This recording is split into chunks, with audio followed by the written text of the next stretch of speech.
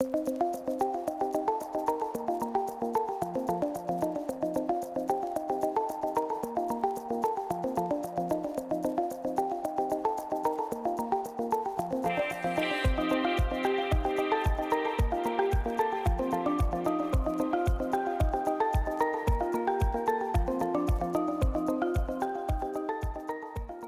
to another episode of In the Arena. I'm Jonathan Stein.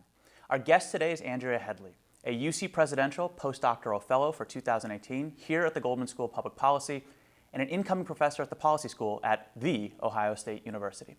Her research focuses on criminal justice and specifically the relationship between police and the communities they serve. Andrea, welcome. Thank you. Thank you for being here. Thanks for having me. One of the themes of In the Arena has been that the scholars and the researchers and the advocates that we talk to often have a deeply personal connection with the work that they do or the research they're investigating. They have something inside of them that motivates them to do the work that they're doing. Do you feel like that's true for you as well? Yeah, so I actually definitely feel that that is true. I've always been interested, just generally speaking, in doing work that made a difference for solving public problems. But the criminal justice aspect of my research in particular was rooted in me from a very young age. I thought I was going to be an attorney, so I'd be like you, right? And I thought particularly I was going to be a public defender. And I wanted to be a public defender because of my family and friends that I've seen that had involvement with the criminal justice system and the experiences that they shared with me, their experiences that I witnessed, and I thought that I can, make a difference. It was when I went to undergraduate that I got involved in research, and I realized that research can be another avenue to affect change, not just becoming an attorney or a lawyer. And so that really propelled my research trajectory. And in terms of policing in particular, when I started my doctoral program, I actually thought that I was going to research incarceration or juvenile detention centers, but a year after I started my program is when Ferguson happened, so in 2014, and it really put a lot of spotlight on the tensions between police and communities, and it also showed the need for research to try and help to solve some of the problems that we were seeing in the community. So let's dig into your research, and let's start with a topic that Ferguson surfaces, right? You've studied cities that have high levels and low levels of police-community conflict. What are some of the factors that determine whether a city and a police department have high levels or low levels of that conflict? Yeah, so in one part of my research, I was able to try and understand what the community socioeconomic characteristics were that were correlated with the high or low police-citizen conflict.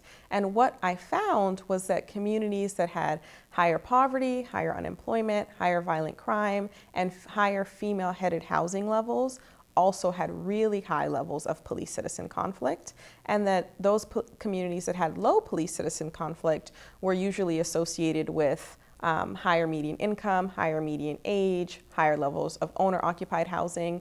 And so I think the community characteristics really do make a difference in trying to understand police-citizen conflict, but I wouldn't go as far as to say that it predicts, police-citizen conflict. Right. So what are some of the characteristics of police departments where there are low levels of police-community conflict?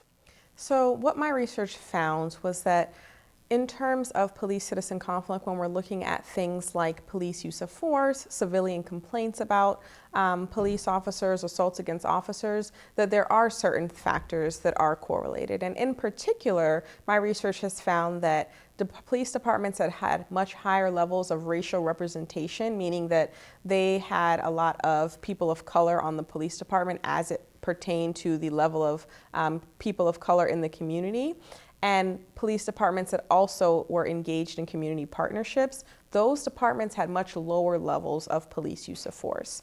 Also, what my research found was that police departments that had higher percentages of officers that were dedicated to community policing roles or problem-solving roles had much lower levels of civilian complaints as well. So in terms of what police departments can do, I think that it points to, one, the role of community policing and community partnerships, but also the role of racial representation and hiring people of color and having a diverse police force. And just for our watchers who might not know, can you define community policing and what it means for a police officer to be in a problem-solving role as opposed to something else. Right. So what it means for an officer to be in a problem-solving role means that that police officer is specifically dedicated to engaging the community in positive enforcement activities. I mean, positive non-enforcement activities, meaning that they're not necessarily responding to a call for service or an allegation about criminal activity, but rather they're going out and meeting with community stakeholders, they're attending community events,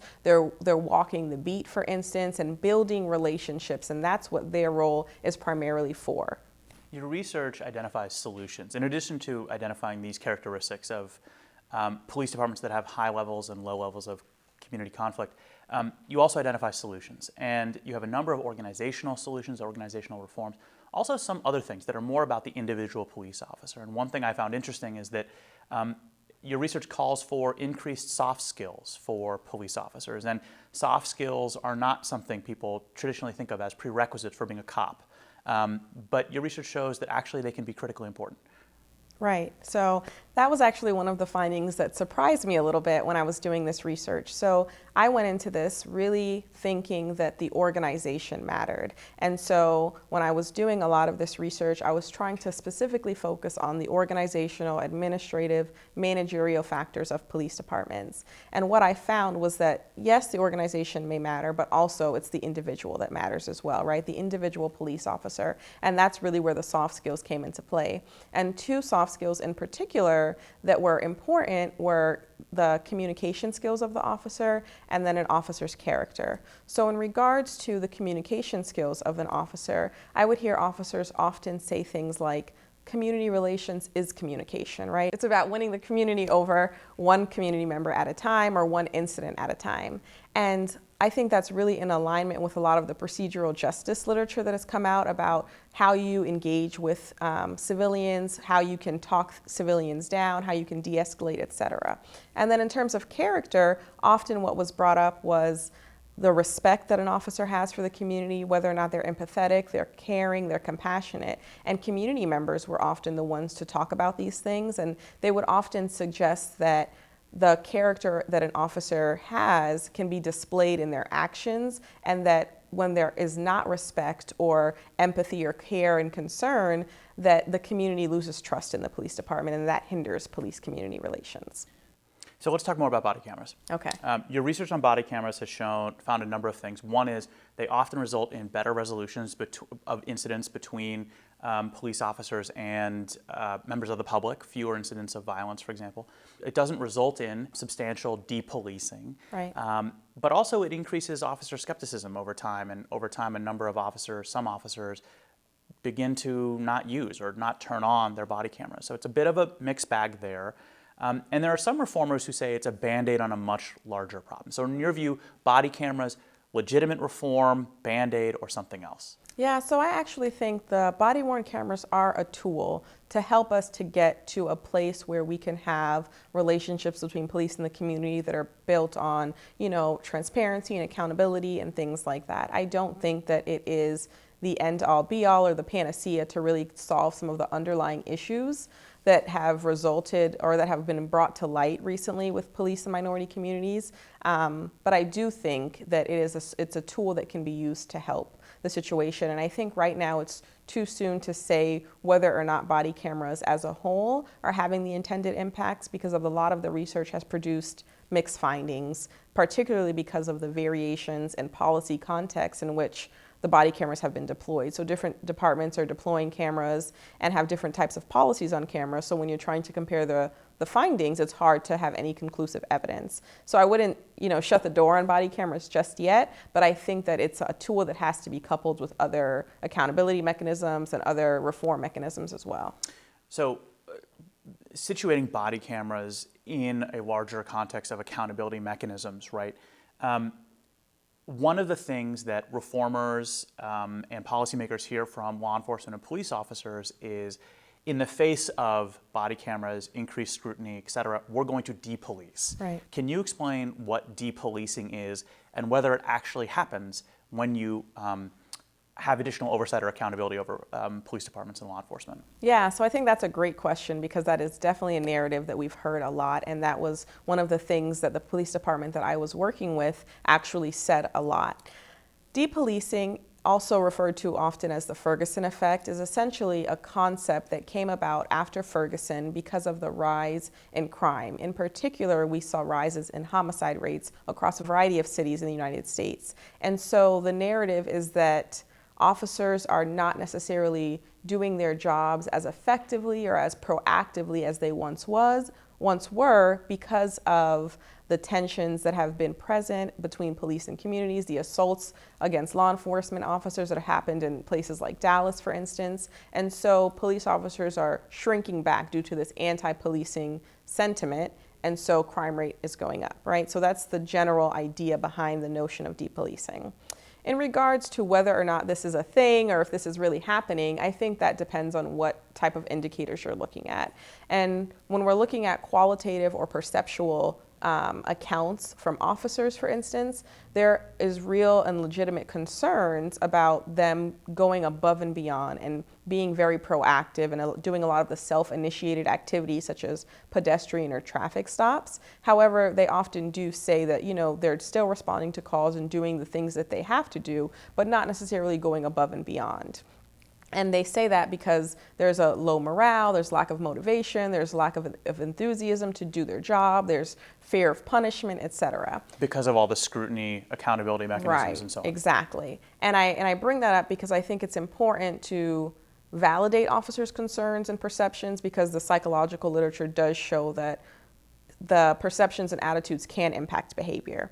But when you look at quantitative studies or quantitative indicators that try and see, well, are police officers really not doing their jobs, right? There's some differences that we see. So, for instance, in Baltimore, after the death of Freddie Gray, what we saw was that police may have pulled back on their proactive policing activities, and there was a spike in homicides that was immediately following, the years after the Freddie Gray incident. However, in places like Milwaukee, after the beating of people of color, in particular a black man, what we saw there was that 911 calls dropped significantly immediately following those incidents. And when you're looking at both of these incidents as it pertains to depolicing as a whole, what this really points to is that it may not necessarily be all on the police shrinking back from their responsibilities or not necessarily being as proactive, but it may also be in terms of the community not calling the police as much, right? So, and it's important to really get at the mechanisms by which this phenomena, if occurring, how it's occurring, why it's occurring, when it's occurring, and so forth. So you've talked to innumerable police officers. Body cameras won't work if they're turning them off. Accountability mechanisms won't work if they're choosing to withdraw from the community interactions they used to have. As the qualitative research suggests, maybe not the quantitative research, how can policymakers implement reforms, accountability measures, oversight, without encountering the sort of negative impacts that we're talking about that actually hurt the cause of public safety? Right. Yeah. So I think that takes a real collaborative effort with police department and community stakeholders. I don't think that it can be all on the police department to, employ a body camera program without getting community input, without having a community oversight board that's able to see, what's happening internally in the police department. And likewise, sometimes there's civilian oversight boards that are completely detached from the police department, and then they can't get access to the type of data that they need. So I think that there's really a need for an effort that's collaborative, that works together, not so much that there's anything, funny going on, but to the extent that they can provide checks and balances on each other. But I also think that one of the things that we realized in the body camera study that I conducted was that officers being regularly monitored by their supervisors to ensure compliance was important. And as soon as officers were not being regularly monitored to see if they were complying or what have you, that's when compliance dropped. And I think that alludes to the point that there needs to be someone that's watching, someone that's making sure these activities are actually being conducted in the way that they're intended to be conducted, at least until it becomes normal and everyday behavior. So let's talk about a slightly different subject, profiling by proxy. So profiling by proxy is when the police are in a position where they have to respond to a call made by a community member where the community member themselves are racially profiling. And so we've seen innumerable examples of this in the news, but a young black man is eating a sandwich in a campus plaza and someone says, why is that person on the campus? Not realizing that they're a graduate student, and calls the police to investigate. That's a hypothetical I made up, but there's countless examples of real life instances of this. So I think if someone is, let's say, not aware of histories of race and interactions between communities of color and police, they might say to themselves, well, there's an easy solution to profiling by proxy. The police officer arrives, realizes that this is nonsense. They admonish the caller for wasting their time and probably being a little bit racist, and go about their day. I think that assumption that can be the easy, quick, simple, harmless solution to the situation misunderstands the role that police officers and police departments have played in sort of enforcing racial codes over the course of American history. I'm wondering if you can respond to the well-intended community member who says to themselves, why aren't the police in a position to simply diffuse the situation, sniff out the racism, and resolve the situation positively for everybody? Right. So I think you hit it on the head, and I think that response really ignores the complex and often conflicted relationship that has existed throughout time between disadvantaged communities, people of color, and law enforcement. It misunderstands the history that has over-policed communities of color. It misunderstands the issues around police brutality and aggressive policing practices that have been displayed in various communities. And I think it also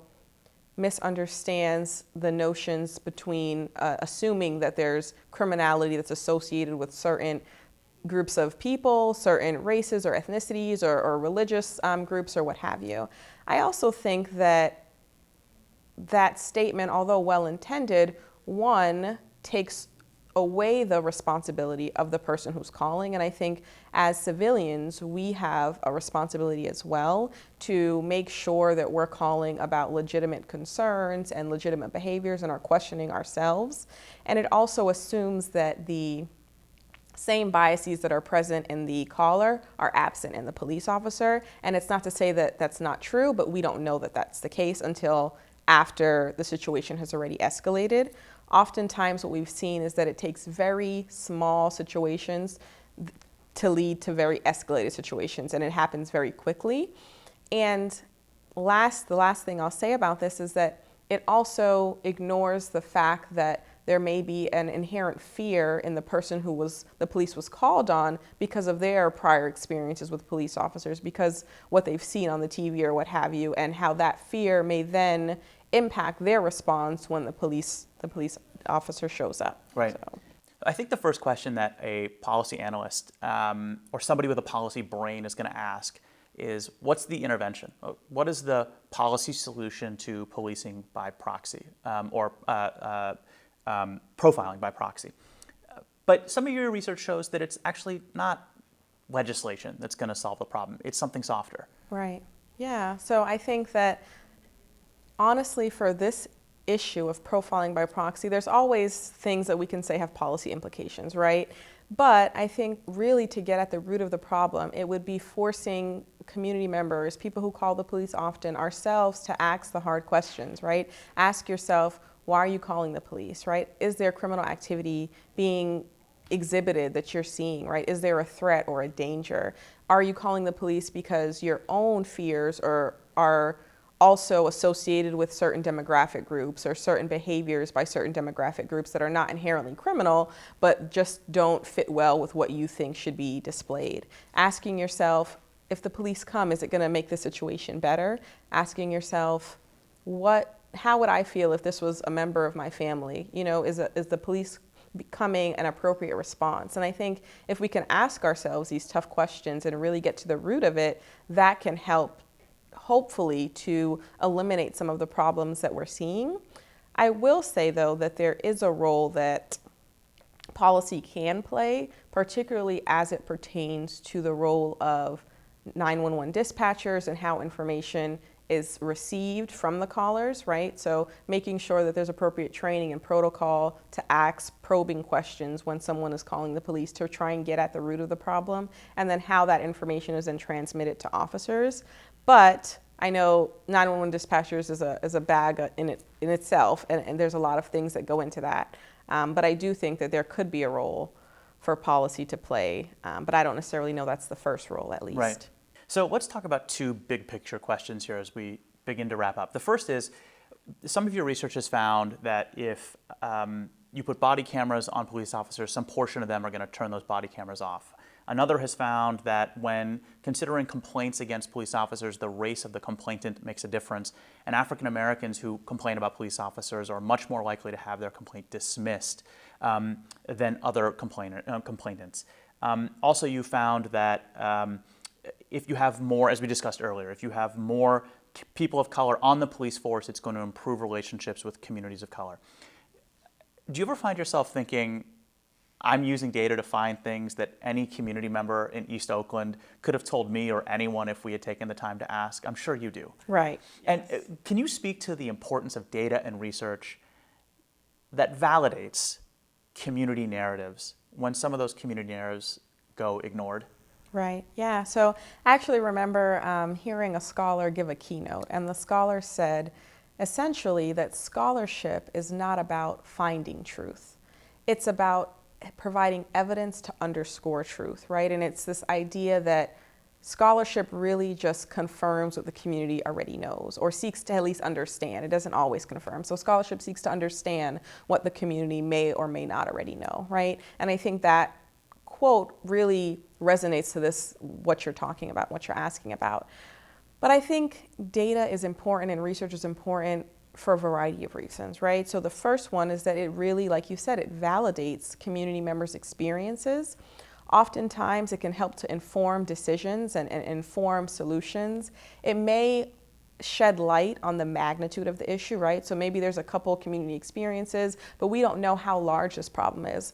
Or on the other end, maybe this is just a very unique problem for a very specific group of people or a specific street in the community, and it's not as widespread as maybe a narrative may say it is, right? And I think both of those are important to be able to tease out, what's really going on, right? What the mechanisms by which whatever problem or whatever phenomena is being exhibited, what are the mechanisms by which it's actually, occurring or happening to get to some of the policy solutions. And some people love data. Some people love community narratives, and I think it's about knowing what to use to which audience to try and get whatever solution or change or whatever argument you're trying to put forth, and I think that is really key. I always think about a story I read about an individual who had cognitive and mental disabilities who lived in the back of a convenience store that was, he lived there basically because of the grace of the convenience store owner who knew he was marginally housed and needed a place to stay and did some odd jobs around the convenience store in order to make a little bit of money. And he was sort of on the margins in many ways. And the police department, in order to meet their quotas, were arresting him like 20, 30 times every couple months just to get the numbers, and then they'd release him back and they'd come and just pick him up the next day, and it was always some new reason. And it was sort of a tragic story. That individual isn't going to build a narrative in advocacy for himself and for his community that's going to change the local police department or change policing on the whole. And frankly, other members of that same community aren't going to disrupt their lives in a way that is going to force reform on the police department. It's not something they should have to do.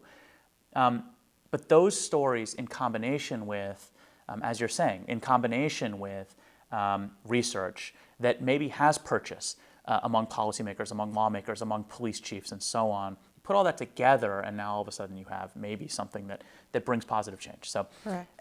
Last question, the biggest question, I think, in your field. We've talked about what results in positive police-community relations, what characteristics can result in negative police-community relations. What is the ideal state? What is it that through all the reform, the legislation, the scrutiny and the oversight, what is it that we're trying to achieve when it comes to policing and the communities that police serve? Yeah, so that's always the million-dollar question. And I think the ideal state for police-community relations is one that's symbiotic in nature, right? It's based on mutuality and mutual respect, mutual trust, mutual cooperation, and it's one in which the police and the community are really working collaboratively together, right? And it's this idea that the community essentially, right, are the owners of government, right? And they're the ones that are supposed to, at least, right, be directing how they want their community services to be delivered or what have you, policing being one of those services. And in my opinion, and based on the research that I've done, I think when you're talking about police and communities working together in particular, there's three different types of ways that police and communities can work together. And the first way is what we often see, which is police maybe showing up at community events, right? Maybe a certain designated officer who's the community policing officer or the public relations officer will show up and participate in certain events and be present in the community, right? And I think that's great and that's needed. I don't think that's necessarily enough. The second thing is what we've seen as police, and this is I think rarely seen, but it's still evidenced in some places where police departments open up their doors to the community to come in, right? So in Hartford, what they would do is they would have a public comp stat, which they would have a day where the community members can come in and they can go over all of their crime statistics, they can go over the different patrol activities that they're doing to really show the community, this is what we're doing, this is why we're doing it, this is where we are. Likewise, when they had a high profile incident, they would call community leaders in and debrief the community leaders immediately after and say, you know, this is what happened, our officers did this is the video we have, this is whatever, right? And so that's really different than just the police showing up at events, right? It's bringing the community member into the police department. And then the last thing is where the police department and the community identify problems together and work to build solutions, right? So whether there is a certain community, a neighborhood within the community or a certain group or block within the community that's really causing problems or maybe needs a little extra, attention or what have you, it's the police and the community coming up together to see what is the best approach for this. How can we best deal with this? And listening to both sides rather than the police thinking, let's just over police and aggressively police this, behavior, or rather than the community trying to get what they call street justice and going to take things into their own hands. So. Thank you so much. Thank you. Andrea, I appreciate you being here.